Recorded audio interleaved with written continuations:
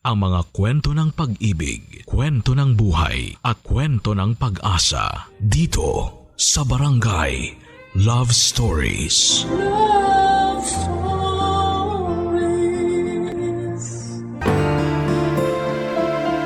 Paano kung matapos ang ilang taon ng pagsasama ninyo ay doon mo lang matutuklasan na may the one who got away pala, ang asawa mo? Dear Papa Dudut, isang magandang araw po sa inyo at sa lahat ng mga listeners sa ating mga kabarangay. Ako po si Mika, 32 years old, mother of two. Maglilimang taon na rin po akong housewife. Mula po kasi nang ipanganak ako or pinanganak ko ang aking bunso 5 years ago, ay nakapagdesisyon na po kami mag-asawa na mas makakabuti po kung mananatili na lamang po ako sa bahay para matutukan ko ang pag-aalaga sa aming mga anak. 2 years old po kasi noon ang panganay ko at ayaw din naman po naming iwanan sa kasambahay ang pagpapalaki sa mga bata. Bukod pa po dyan ay mas makakatipid din po kami sa pasweldo sa kasambahay kung ako na lamang po ang magmamanage ng bahay. Bago po ako naging housewife ay nagtatrabaho ako bilang receptionist sa isang maliit na hotel kung saan ko rin po nakilala ang aking asawa na si Warren na nagtatrabaho naman doon bilang cook. Naging maayos naman po ang pagsasama namin ni Warren, Papa Dudut. Mabait po si Warren, may itsura at responsableng ama. Wala rin po siyang bisyo bukod sa paminsang-minsang mobile games. Bukod sa mga simpleng tampuhan na karaniwan naman sa lahat ng mag-asawa, ay wala rin po kaming naging malaking pagtatalo sa loob ng 7 taon na pagsasama namin.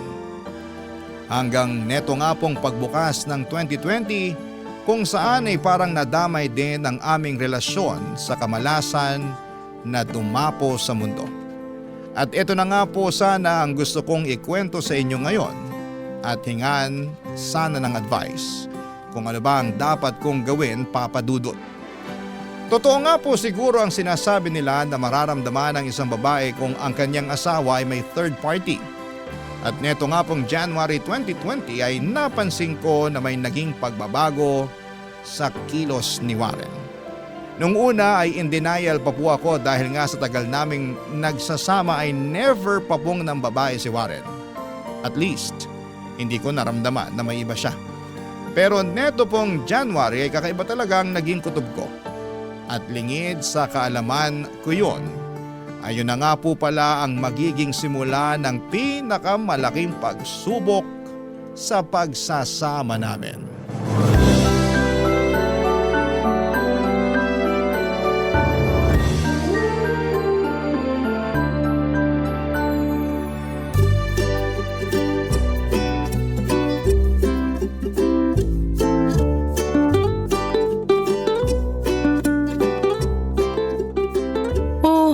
Saan ka galing?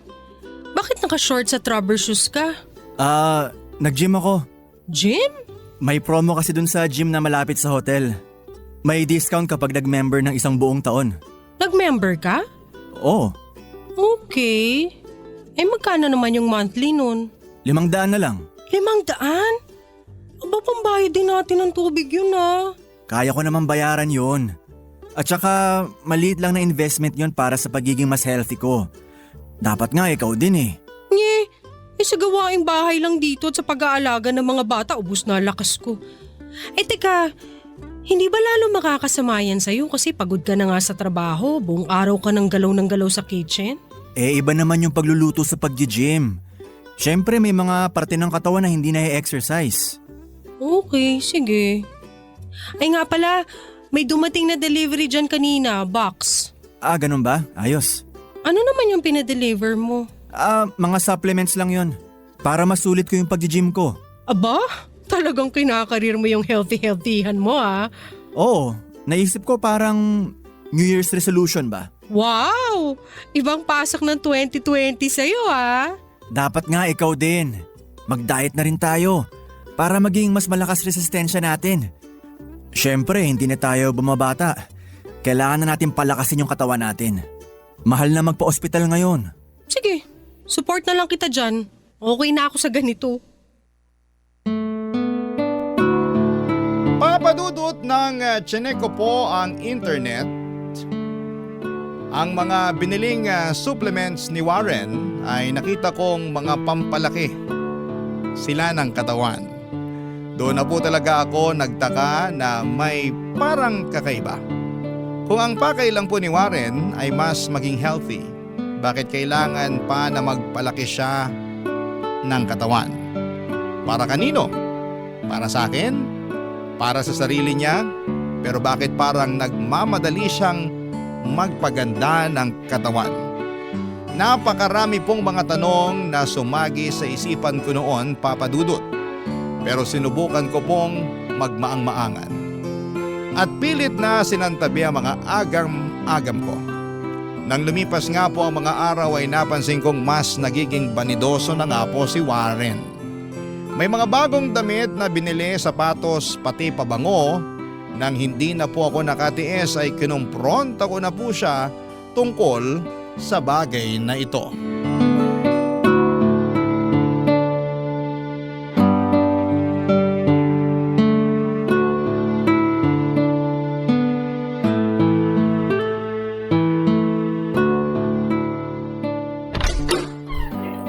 Oh, anong ginagawa mo dyan sa cabinet ko? Nag-spray ka ng pabango? Oo, gusto ko maamoy eh. Bakit nag-spray ka pa? Maaamoy mo rin naman yan kapag ginamit ko. Binuksan mo pa, kakabili ko lang nito eh. Mukhang mamahalin yan ah. Mura lang yan. May nagbebenta lang dun sa hotel. At nag-shopping ka rin pala nung isang araw? Anong okasyon? Wala. Pumapayat na ako eh. Kailangan ko na ng bagong mga damit. Hindi ka pa naman ganun kapayat ah. Kasya pa naman yung suot mo. Nakuha ko naman yung mga yun sa sale eh. Parang hindi naman. Chinek ko yung mga etiketa at resibo, parang wala namang nabawas.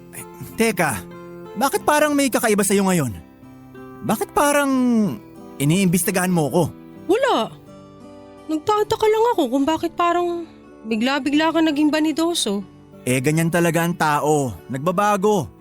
Buti nga ako nagbabago for the better. Bakit? Gusto mo ba na porket matagal na tayo dapat maging losyang na ako? So para sa akin yung ginagawa mong pagpapapogi at pagpapalaki ng katawan. Syempre para sa'yo, kanino pa ba? At anong pagpapalaki ng katawan sinasabi mo dyan? Yung binili mong mga gamot no isang araw, sinearch ko sa internet. Pampalaki pala ng katawan. Hindi naman pampalaki yun.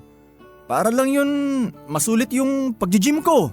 Naku sana talaga totoo yung mga sinasabi mo. Alam mo Mika, huwag ka na mag-isip ng kung ano-ano. Hindi ba pwedeng magpapogi ang mga lalaki? Ikaw rin naman, bili ka ng bili ng makeup ah. Nagagamit mo lang naman kapag nagsisimba ka. Parang ganon din ako. Basta, siguraduhin mo lang yan sinasabi mo ha.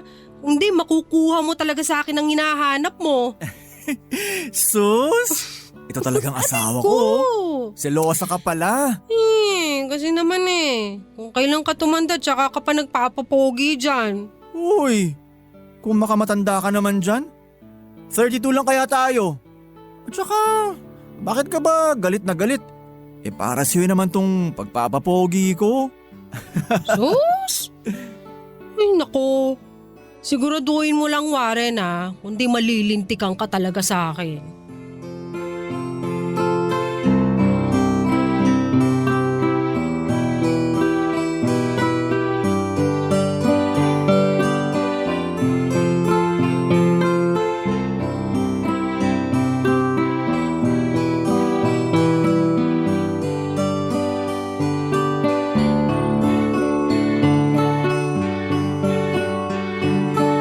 So lumipas po ang mga araw na nagpatuloy po si Warren sa kanyang New Year's resolution ng pagiging mas maalaga raw sa katawan. Kahit na busy sa trabaho ay parang halos 3 beses sa isang linggo siya kung mag-gym. At nung tumagal na nga po ay halos parang araw-araw na niya itong ginagawa. Hanggang sa medyo humupa na nga po ang pagdududa ko sa kanya at unti-unti nang nasanay sa kanyang bagong katauhan. Lalo pa po dahil unti-unti na po ulit akong nagwapuhan sa asawa ko. Kaya hindi na ako nagreklamo pa. May itsura naman po kasi si Warren kahit na noon pa. Sa katunayan nga po ay nung una ko siyang makita sa hotel na pinagtatrabahuhan namin ay naging crush ko na po siya kaagad. Pero medyo natagalan pa po na magka-developan kami sa isa't isa dahil nalaman ko na moving on pa po pala ito sa isang relationship sa kanyang girlfriend na nakipaghiwalay sa kanya dahil gusto nitong mag-abroad samantalang ayaw po ni Warren na umalis ng bansa. Yung babae naman po ay ayaw ng LDR kaya ipinagpalit niya ang relasyon kay Warren para maabot ang mga pangarap niya. At nalaman ko rin po, Papa Dudut, na ako pala ang pumalit sa posisyon ng babaeng yon sa hotel. At sa pagbibiro ng tadhana ay ako rin po ang pumalit sa kanya sa puso ni Warren, Papa Dudut. Barangay Love Stories. Barangay Love Stories. Matapos nga po ang ilang linggo ay maski po ako ay nahumaling at nainganyo na rin kay Warren, Papa Dudut. Naging mas healthy at conscious na po ako. Nagbawas na ng mantika sa mga niluluto ko at binawasan na ang mga binibiling chichirya para sa bahay. At nag-exercise na rin po. Maski nga po ako ay pumayat na at feeling ko ay naging blooming na rin tulad ni Warren. At aaminin ko pong nakagagaan nga po sa pakiramdam kapag mas masustansya ang kinakain at kapag tumitingin ako sa salamin ay parang ang ganda-ganda ko dahil mas naging maalaga na rin ako sa katawan ko. Pero kahit na ganoon po ang nangyari, Papa Dudut, ay meron pa rin akong isang napansin. Hindi pa rin po kami madalas na nagsisiping ni Warren. Minsan nga po pakiramdam ko kapag ginagawa namin yon ay parang distracted po siya sa ibang bagay. At doon po bumalik ang pag-aalinlangan ko kung para kanino nga ba ang naging pagbabago sa ugali ni Warren. Para sa akin po ba, sa kanya o baka naman para sa iba na? At parang dininig nga po ng Diyos ang mga pag-aalinlangan ko nang minsang hindi sinasadya na magkita kami ng dati naming katrabaho na si Thea sa isang grocery nung ako'y namimili. At nang magkakumustahan ay nagkayayaan kami na magkape at magkwentuhan, Papa Dudut.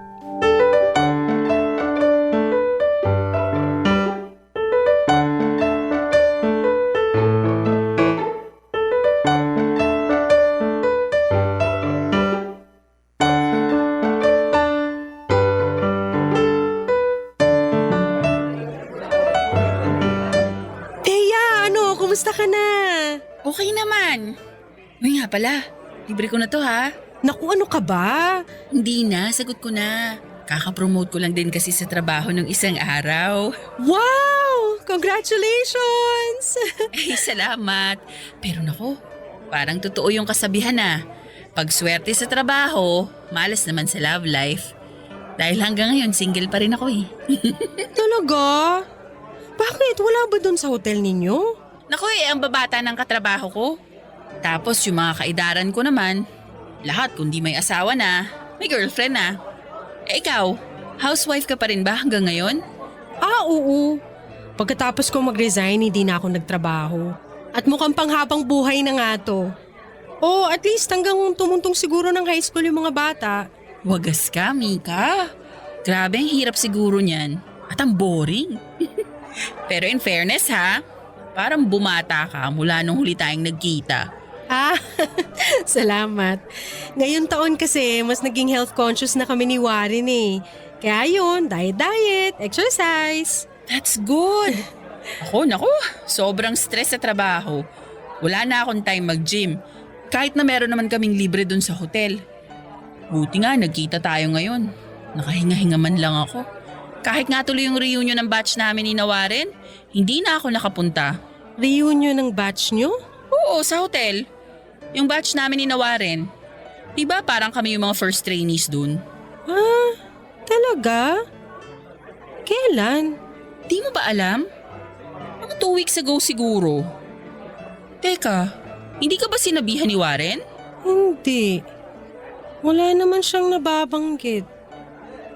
Pero late na nga siyang umuwi nung isang Sabado. Ang sabi niya nagkayayaan daw sila ng inuman ng kitchen staff. Ba't kaya? O bakit? Wala. Oy, Thea, ano yan? Sabihin mo sa akin, kundi, naku! Parang wala tayong pinagsamahan, ha?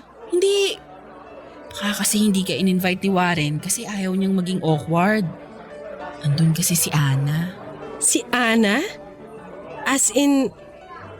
Ana as in yung ex-girlfriend ni Warren? Oo, bumalik kasi ng Pilipinas galing Abu Dhabi. Yun nga rin yung dahilan kung bakit nagkayayaan ng reunion eh. Ah, ganun ba?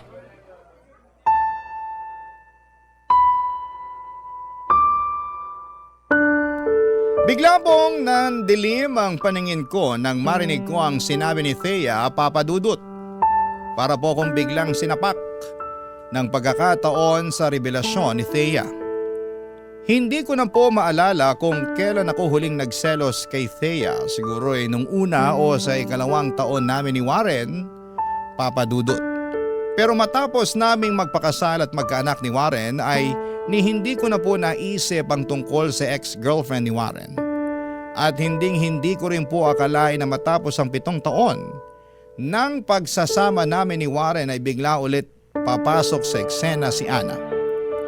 Buong akala ko rin po ay naka-move on na si Warren sa loob ng matagal na panahon naming pagsasama. Pero sa nabanggit kong impormasyon ni Thea ay parang hindi pa pala. At pakiramdam ko po ay parang naloko din ako sa loob ng mahabang panahon. Dahil din po sa sinabi ni Thea ay bigla ko tuloy na pagtagpi-tagpi ang mga pagbabago kay Warren. Si Ana kaya ang dahilan kung bakit biglang nakaisip na magpapogi at magpalaki ng katawan si Warren. Kinagabihan po matapos naming magkita ni Thea ay kinumpronta ko na si Warren para malaman ko na ang katotohanan.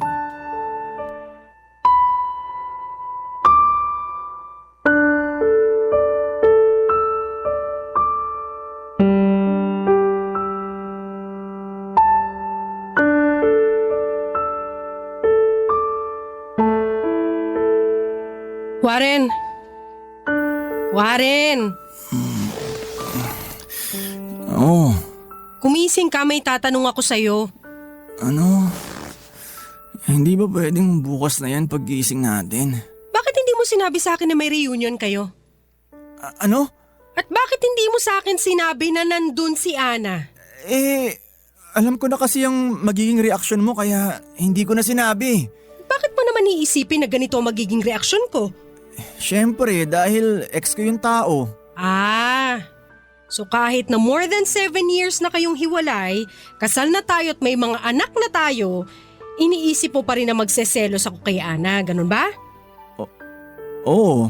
Hindi mo ba naisip na sa pagtatago mo ng totoo, mas lalo akong maghihinala sa'yo? Maghihinala na ano? Pwede ba, Mika? Gabing-gabi na. Ginising mo ako para dyan sa walang kakwenta-kwentang bagay na yan? Kailan mo nalaman na babalik si Ana dito? Ewan, hindi ko alam. Doon ko lang nalaman nung nag-attend ako ng reunion. Sinungaling? Anong sinungaling? Kaya kayo nag-reunion dahil bumalik si Ana sa Pilipinas? Yun ang dahilan. Siya ang nagyaya, tapos sasabihin mo na hindi mo alam? Teka, bakit ba ang dami mong alam? Sino ba nagsabi sa'yo? Huwag mo ibahin ang usapan. Hanggang ngayon nagsisinungaling ka pa rin sa akin. Hinaan mo ang boses mo. Magigising ang mga bata. Ano ba yan, Mika? So kaya ka ba bigla nag-gym? Ha? Kaya ka bigla nagpalaki ng katawan para ihanda ang sarili mo sa pagmumotel nyo? Napakabastos yung bibig mo ha. Tumahimik ka na. Sagutin mo ako! Hindi nga. Tumigil ka na dyan sa pagiging silosa mo na wala namang batayan. Etong tandaan mo, Warren ha. Barkado ka na sa akin. Malaman ko lang na may ginagawa kayong milagro ng Ana na yon, hindi ako magdadalawang isip na hiwalayan ka! Matulog ka na dahil ini-stress mo lang ang sarili mo dyan sa pagiging insecure at malisyosa mo.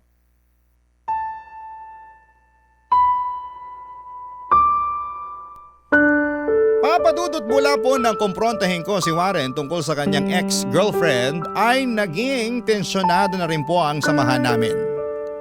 Sa katunayan nga po, noong Valentine's date namin na hindi man lang naging romantic si Warren, dinala niya lamang po ako sa isang restaurant. Binigyan ng rosas at yun na po. Parang trabaho lang. At noong naroon din po kami ay halos hindi rin kami magkwentuhan at parang malayo din ang iniisip niya. Bukod pa po dyan ay napansin ko rin na parang naging mas mainitin ang ulo ni Warren, Papadudot. Hindi na po namin napag-uusapan ulit ni Warren si Ana, pero patuloy siya sa pagiging cold sa akin. Maski nga po ang mga anak namin ay medyo napansin na rin po ang pagbabago sa ugali ng kanilang ama. Pero pinapaliwanag ko na lamang sa kanila na pagod lamang ang tatay nila sa trabaho kaya madalas itong tahimik sa bahay. Kaya minsan, naiiyak na lamang po ako, Papadudot, at ang panahon ko lang para umiyak ay kapag walang tao sa bahay namin. Kapag nasa eskwelahan ng mga bata at nasa trabaho naman si Warren, gulong-gulo na po ang isipan ko, Papadudot, dahil para akong may kalaban na hindi ko nakikita. Pero hindi ko rin naman po alam kung dapat nga ba akong mangamba o masyado lamang akong napaparanoid at insecure. Kagaya na nga rin ang sinabi sa akin ni Warren. Barangay Love Stories. Barangay Love Stories. Hindi ko na rin po napigilan ang sarili ko, Papadudot, at nag-imbestiga na ako kay Ana. Sinearch ko siya sa internet at ang kanyang mga social media accounts, pero lahat po ay naka-private at wala akong ibang makita na impormasyon. Maski po ang mga common friends nga nila ni Warren ay inesto ko na rin po sa mga social media, pero wala rin po akong masyadong makuhang impormasyon. Ang tangi ko lang pong impormasyon na nakuha ay may boyfriend itong si Ana. Gayunpaman ay hindi pa rin naalis sa isipan ko na kung meron nga siyang boyfriend ay hindi naman ibig sabihin noon ay wala na siyang kalaguyong iba. Habang lumilipas sa mga araw ay mas lalo pong nagiging mainitin ang ulo ni Warren, Papadudot. At sa paglipas din ng mga araw ay mas lumalakas ang kutob ko na may kakaibang nangyayaring hindi ko alam. Isang araw, dahil hindi ko na nga rin po napigilan ang sarili ko ay kinonta ko pong ulit si Thea at nakipagkita sa kanya para makakuha pa ng dagdag na impormasyon tungkol kay Ana.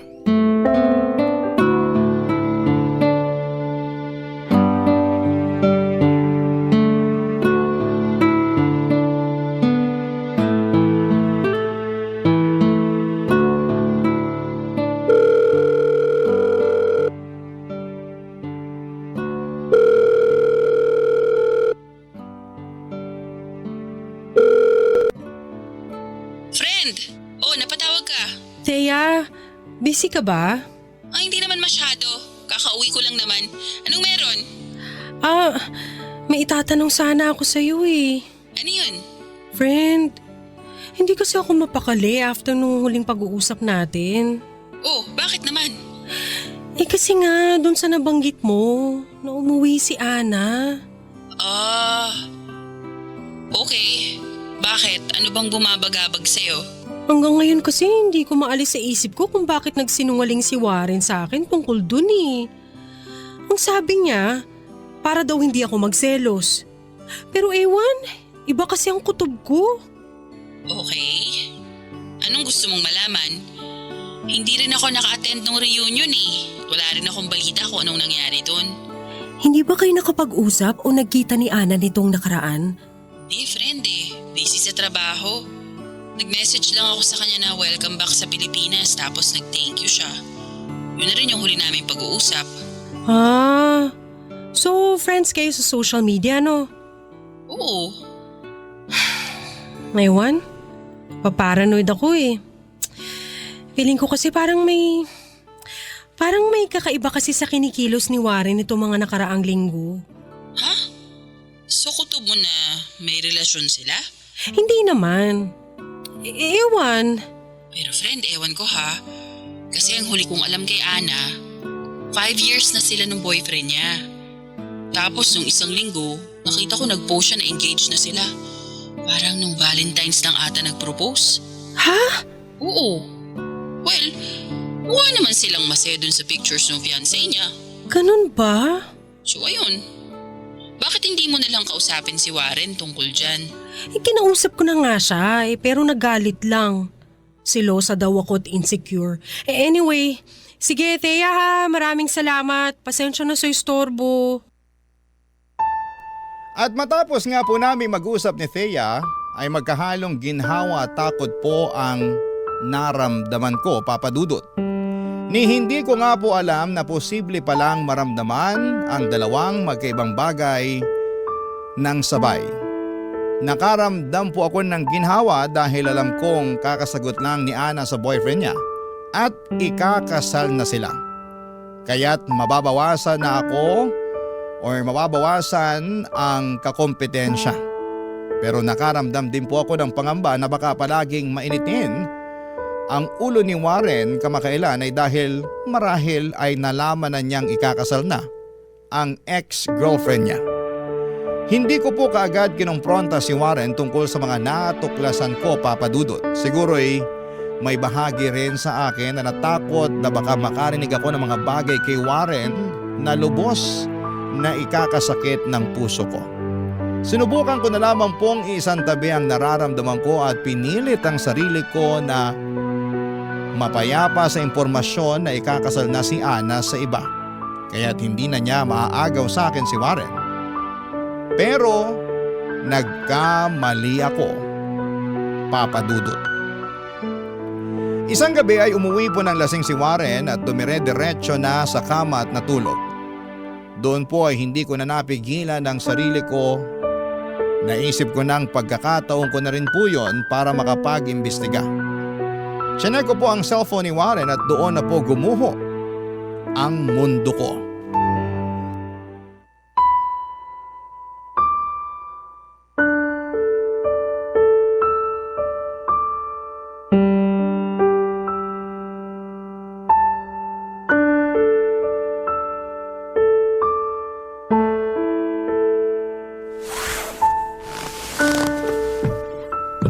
Silipin ko nga tong phone mo kung wala ka talagang tinatago. Ano nga uli yung password niya? Text ni Warren kay Ana. Ana, mahal na mahal pa rin pala kita. Ana, please wag ka muna magpakasal. At nag-reply pa tong babaeng to. Warren, parang awa mo na. Patahimikin mo na ako. Dapat hindi na lang ako nakipagkita sa'yo. Maawa ka sa asawa mo. Warren! Warren, kumising ka dyan! Ano ba? Kumising ka sabi! Ano ba problema? Ang ingay-ingay mo. Ano to mga message na to kay Ana, ha? Anong message? Eto! Ana, mahal na mahal pa rin pala kita. Ana, please, wag ka muna magpakasal. Ana, bigyan mo naman ako ng pagkakataon pa. Ano to mga to? Akin na yan. Ayop ka! Ayop ka! Ayop ka! Kailan ba? Ha? Kailan mo pa ako niloloko? Hindi kita niloloko. So ano yan? Huling-huli ka na itatanggi mo pa? Mahal mo pa rin si Ana! Niloko mo ako! Hindi ko sinasadya. Hindi ko sinasadya. Akala ko naka-move on na rin ako, Mika. Maniwala ka. Pero nung nakita kami, ewan ko, parang bumalik lahat. Bumalik lahat? Kaya pala babalikan mo siya at iiwan mo kami ng mga anak mo? Ganun ba plano mo, ha? Hindi. Ewan ko. Naguguluhan ako. Huwag ka na maguluhan! Lumayas ka na dito! Iwanan mo kami ng mga anak mo at sumama ka na dyan sa ano mo na yan! Hindi ko gagawin yan. Hindi mo gagawin pero yun ang gusto mong gawin, di ba? Patawarin mo ako. Hindi! Hindi kita mapapatawad! Ayaw mo malis, ha? Ito, alisin mo lahat ng mga gamit mo dito! Umalis ka na! Puntaan mo na yung Ana Pigilan mo siya sa pagpapakasal niya! Mika, ano ba? Matulog na lang tayo. Hindi! Sa tingin mo makakatulog pa ako? Sa tingin mo makakatulog pa ako bukas? Sa isang araw o sa isang linggo? Hindi! Hindi ako makakatulog hanggat nandito ka at nakikita ko yung pagmumukha mo! Hindi ko kaya matulog sa isang bahay na kasama ang asawa ko na sa loob ng ilang taon may iba naman palang mahal! Lumayas ka! Lumayas ka na! Mika, please. Pag-usapan natin to. Wala na tayong dapat pag-usapan. Niloko mo ako, Warren. Niloko mo kami ng mga anak mo!